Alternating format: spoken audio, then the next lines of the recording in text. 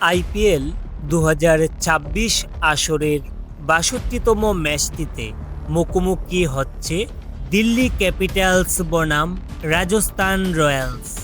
১৭ই মে দিনের দ্বিতীয় ম্যাচ বাংলাদেশ সময় রাত ৮টা এবং স্থানীয় সময় সন্ধ্যা ৭টা ৩০ দিল্লি ও রাজস্থান মুখোমুখি হবে।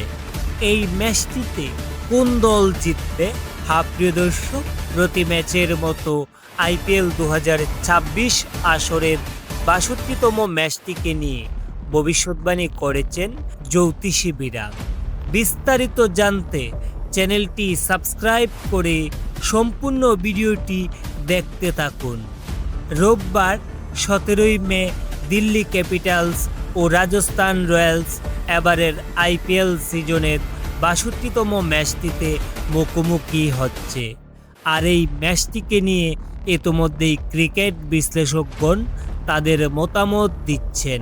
এদিকে দর্শক, এখন পর্যন্ত আইপিএলের চলতি আসরে দিল্লি ১২টি ম্যাচ খেলে মাত্র ৫টিতে জয় নিয়ে পয়েন্ট টেবিলের ৭ নম্বরে অবস্থান করছেন।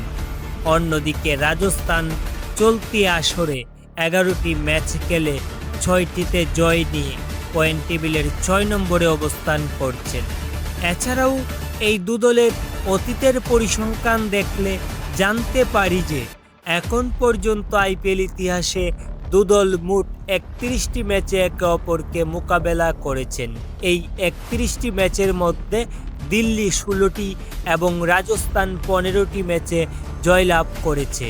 আর তাই তো পরিসংখ্যান ও বর্তমান ফর্ম দিয়ে বিবেচনা করলে বোঝাই যাচ্ছে যে আসন্ন ম্যাচটি খুবই হাড্ডাহাড্ডি হতে চলেছে। এদিকে দর্শক, আইপিএল ২০২৬ আসরের ৬২তম ম্যাচটিকে নিয়ে জ্যোতিষী বিড়াল ভবিষ্যৎবাণী করলে জানতে পারি যে এই ম্যাচটিতে রাজস্থান রয়্যালস জিততে চলেছে। তো প্রিয় দর্শক, আইপিএল ২০২৬ আসরের ৬২তম ম্যাচটিকে নিয়ে আপনাদের মতামত কি? কোন দল জিতবে বলে আপনি মনে করছেন তা অবশ্যই নিচে কমেন্ট করে জানাবেন। ধন্যবাদ সবাইকে।